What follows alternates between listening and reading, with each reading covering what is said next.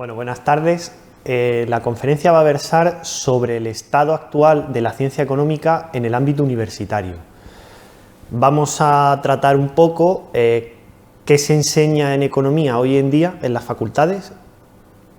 Vamos a realizar una pequeña crítica y vamos a hacer una pequeña visión de futuro sobre qué, en nuestra opinión, debe cambiar en las aulas ahora mismo para formar mejores economistas de los que tenemos hoy en día.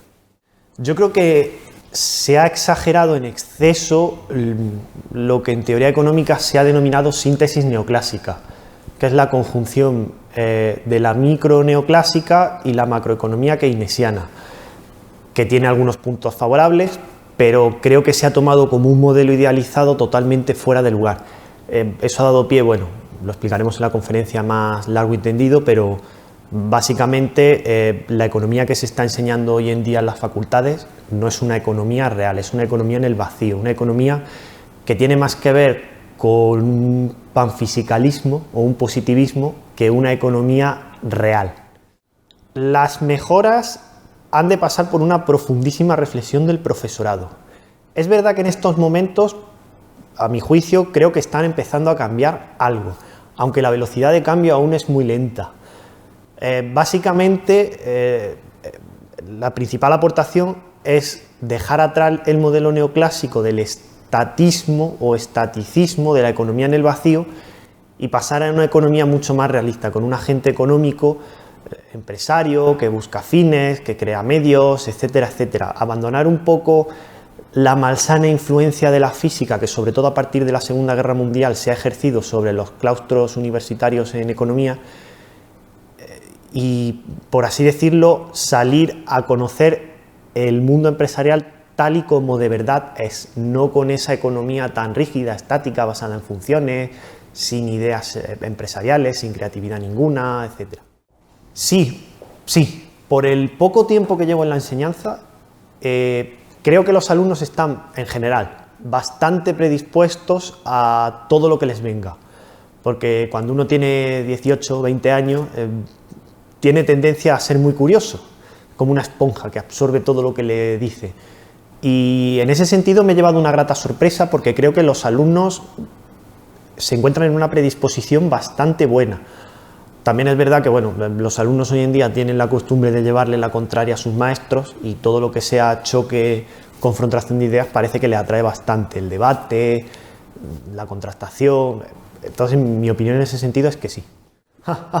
No, yo no los contradecía mucho, yo me callaba. Yo era de los que se sentaba en la última fila y se quedaba quieto, pero básicamente, siguiendo un poco una cita de Mises, decía que un buen alumno o un buen estudiante tiene que preguntarse el porqué de todo lo que le explica y tiene que poner en duda absolutamente todo y a todos.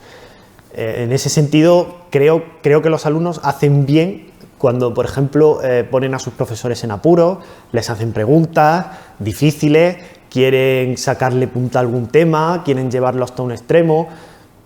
Por tanto, yo creo que más o menos en el buen camino, un poquito mejor que antes sí estamos, aunque bueno, aún queda un recorrido larguísimo. Esta pregunta es difícil. Yo creo que la economía neoclásica tiene alguna cosa buena, aun a riesgo de que algún austríaco me mate por decir esto, pero creo que tiene alguna buena. Por ejemplo, si tomas el manual de Rothbard, del Man, Economy and State, explica la competencia perfecta, pero previendo muy bien al lector de hasta dónde puede llegar ese modelo. Es decir, el problema es cuando esos modelos estáticos se llevan al extremo. Es decir, el modelo estático está bien para empezar a estudiar economía, pero no se debe tomar como el único modelo o el fin hacia el que se dirige la economía, porque ahí entramos en una contradicción muy grande, que el economista académico tiene unas teorías sobre cómo funciona la economía, pero luego sale a la vida real y no sucede así, porque bueno, intervienen más variables, etcétera, etcétera, perturbaciones. Entonces el modelo neoclásico o la economía de giro uniforme o de competencia perfecta, llamémoslo como queramos, sí tiene bastantes puntos aprovechables, porque creo que la economía debe empezar desde ahí, pero el problema es quedarse ahí. No, yo creo que la principal virtud de la escuela austríaca es haber puesto sobre la mesa el estudio de un agente económico mucho más ajustado a la realidad de lo que el modelo neoclásico plantea. El modelo neoclásico plantea un modelo de economía perfecta, mientras que la economía austríaca evidentemente no es perfecta tampoco, somos seres humanos y no hay perfección en esta vida, pero sí está bastante más cerca, no algo más cerca, yo diría que bastante más cerca. Bueno, normalmente se pone como ejemplo la primera parte de la acción humana de Mises, que lleva por título precisamente la acción humana. Lo que pasa es que es un poco más técnico, más para un nivel más intermedio. El Man, Economy and State de Rothbard es muy bueno, a mi juicio, sobre todo el tomo 1, que en español está publicado en 2, sobre todo el tomo 1, los 4 primeros capítulos, el comportamiento del consumidor. También podemos citar, por ejemplo, me gusta mucho La contrarrevolución de la ciencia de Hayek, porque utiliza ejemplos muy sencillitos. Es un libro muy pequeñito, son 150, 200 páginas, no requiere mucho tiempo y lo explica bastante bien también.